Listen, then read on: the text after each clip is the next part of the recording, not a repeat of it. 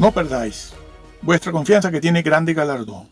Claro, si usted la lectura la hace hasta ahí, usted dice, bueno, yo soy salvo, es un galardón, no pasa nada. Yo ahora niego, ahora corro, ahora no soy fiel aquí, no soy fiel allá, no mantengo la fidelidad aquí porque, yo lo que quiero es vivir y pasarlo normal, una vida modesta y tal. No, lea lo que está más abajo. Dice que tiene grande galardón, porque os es necesaria la paciencia, para que habiendo hecho la voluntad de Dios, vamos a ver una cosa, porque siempre me dicen, no, eso eran familiares, no, ese era uno que no había nacido de nuevo, no, ese era un asistente, un visitante. Y yo pregunto, ¿un visitante hace la voluntad de Dios? Uno que no es creyente hace la voluntad de Dios, que está descrito aquí. Dice, habiendo hecho la voluntad de Dios. ¿Y saben cuál era la voluntad de Dios? Parte de la voluntad de Dios con la que ellos habían cumplido. Ellos habían sido despojados de sus casas, de sus bienes, sus sillas, mesas, comedores, camas, dinero, pertenencias, animales. Habían ido a parar a la cárcel. Está dicho más arriba en el versículo 34, 33, 34. Habían ido a la cárcel, se habían ganado la enemistad de todo el pueblo, habían perdido los trabajos, muchos de ellos morían, algunos de ellos morían. Allí habían jóvenes, niños y ancianos, no es cualquier cosa. Eso, en parte, es hacer la voluntad de Dios, lo que hoy no quieren con esta pandemia. Dice, esto no puede ser de Dios, esto es del diablo. Eso no es, la pandemia que tenemos no es del diablo, eso es un juicio de Dios. Y aquí se están yendo creyentes, aquellos del rapto ya. No pasaremos por la gran tribulación. No, tranquilos, que no pasa nada. No eres capaz de pedirle cuenta a quien te lo enseñó, porque no tienen lo que tiene que tener un hombre y un profeta. No lo tienen, aunque presumen de eso todos, y de grandes creyentes. Bueno, entonces, sigo aquí. Dice eso. No perdáis vuestra confianza. Habiendo hecho la voluntad de Dios solo la puede hacer un hijo de Dios, señores. Está dicho, ojo, que ustedes han vivido como cristianos y han sufrido persecuciones. Han sido fieles hasta aquí. Es momento de seguir, porque si se echan para detrás, a ver qué dice, con los que retroceden. Sí, eran creyentes, tanto que, ¿qué dice arriba? ¿Qué dice arriba también? ¿Cuánto mayor castigo? El versículo 28, 29.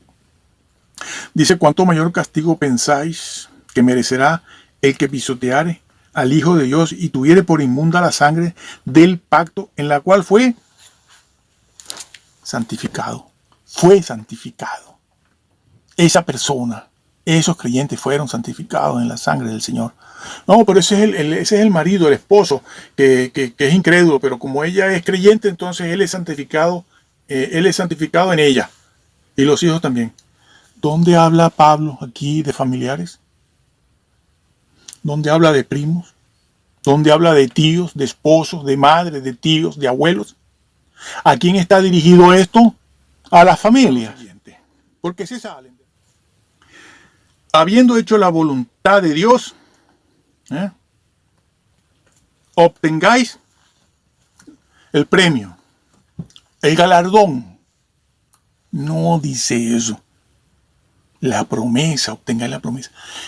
El vocablo promesa en todo el Nuevo Testamento y también el Antiguo. ¿Para qué se usa? Para hablar de la promesa que Dios nos hizo en Jesús, su Hijo, de vida eterna. Siempre se dice, la promesa es la vida eterna. Por eso, allá en Pedro, y aquí se dice, confía en la promesa del Señor, en la herencia incorruptible, decía Pedro allá en el primer capítulo. La herencia incorruptible, eso es lo que Él te ha prometido. No, el Señor no vino prometiendo premios. Eso ha sido un error de ustedes.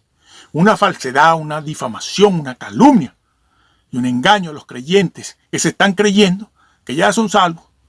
Y muchos ya se perdieron porque pecaron y ya no se levantan de ahí. Aunque vayan a las iglesias, van a calmar sus conciencias. Con lo que acusan a los católicos. que van a misa a calmar la conciencia, y ustedes están haciendo lo mismo con su calvinismo. Obtengáis que la promesa. ¿Cuál es la promesa? La promesa es la vida eterna, señores. Ese vocablo en una simple concordancia de la Biblia. Váyanse a una concordancia, busquen la palabra promesa, a ver cuántas veces se usa para hablar de la vida eterna. Incluso cuando Pablo allá en Filipenses 3:14 dice premio, meta, el premio que es la meta, son vocablos que solo se usan en griego, solo una vez en el Nuevo Testamento, ahí en Filipenses, y habla de la salvación. Pero bueno, ya iremos allí. Pero aquí el vocablo promesa es para vida eterna. Y tan es así que vamos a ver vamos a seguir leyendo. Bueno, ¿qué dice aquí más abajo? Obtengáis la promesa. ¿Se fijaron en el vocablo que utilizaba aquí? Obtener, la misma que utilizó Pedro allá. Obteniendo el fin, el propósito de vuestra fe. Y aquí obtengáis. Lo emplaza al futuro. En aquel día obtengas la promesa de vida eterna. Entonces hace una cita del apóstol aquí. Porque aún un poquito, y el que ha de venir vendrá. Claro, es que el que ha de venir está hablando de la segunda venida. ¿Por qué? Porque está hablando de lo mismo que hace Pedro. Para los que son perseguidos, para los que están en unas pruebas muy duras. ¿Cuál es la esperanza tuya? Por cierto, ese vocablo también, esperanza, así como promesa. La vida eterna, la resurrección para vida eterna. Y le dice aquí, el que ha de venir, que es Jesús, vendrá, está a la mano.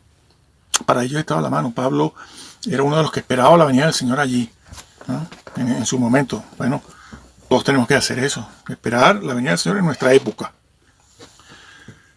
Claro, ese tenía que ser el consuelo de ellos, no que, bueno, me guarda, me libra de esta persecución y después, como he sufrido un poquito, me va a dar. Y entonces el que ha de venir vendrá y no tardará. Más el justo por la fe vivirá. Más el justo por la fe vivirá, por su fidelidad. Y si retrocediere, hombre Pablo, ¿cómo que si retrocediere? Es posible. Sí, es posible. Es posible. Se los está diciendo porque es posible. Pablo no está hablando por hablar. Y si es así, vamos a borrar ese versículo de ahí porque esa es una doctrina que no es bíblica, ni es paulina, ni es nada.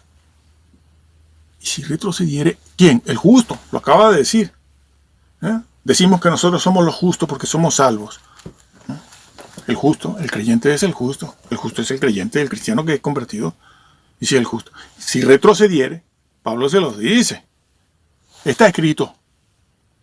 Exégesis. Si retrocediere, no agradará a mi alma. Pero nosotros, dice Pablo, nosotros no somos de los que retrocedemos para perdición. ¿Por qué? Porque yo soy fiel. Yo mantengo la fe que me permite estar preservado de la pérdida. Lo dice aquí. Pero nosotros no somos de los que retroceden para perdición, sino de los que tienen fe, fidelidad, para preservación. El propósito de la fidelidad es esa, preservar el cuerpo. No, el alma. El alma, otra vez lo mismo de antes, el alma. No es preservación por predestinación, no. Yo tengo fe. No dice el versículo, los que están predestinados a preservarse. No. Han cambiado la palabra de Dios. Y no quieren rectificar. Y se están perdiendo y yendo. Nosotros somos de los que tenemos fe. La tienen, la ejerce la fe como fidelidad. No está diciendo que soy justificado. No, la otra. Aquella, la que vence al mundo. La que se les está pidiendo también a los hebreos para que en esa prueba que están pasando se mantengan firmes. Se mantengan firmes. No se echen atrás. No retroceden. Lo acaba de decir. No retroceder. Porque eso es lo que preserva al alma. Ahí está. Bueno, leo un versículo por último de esto que estamos viendo aquí, donde se habla de esto. Pero traed a las memorias, les dice Pablo a ellos. Oigan, ustedes están pasando una prueba, pero acuérdense de esto que ustedes pasaron. Y entonces se los recuerda a ellos. Dice, traed a la memoria los días pasados en los cuales, después de haber sido iluminados, por cierto, que allá en Hebreos 6, iluminado significa eso, una persona que ha conocido el Evangelio. Después de haber sido iluminados, sostuvisteis gran combate de padecimientos. Ellos combatieron. Los visitantes no combaten. Los que no son creyentes no combaten. Ni hacen la voluntad de Dios, ni han sido santificados en la sangre de Cristo. Por una parte, ciertamente, con vituperios y tribulaciones fuisteis hechos espectáculo público, así. Tenían que pasar vergüenza. Y por otra parte, llegasteis a ser compañeros de los que estaban en una situación semejante, porque de los presos también os compadecisteis. ¿Por qué?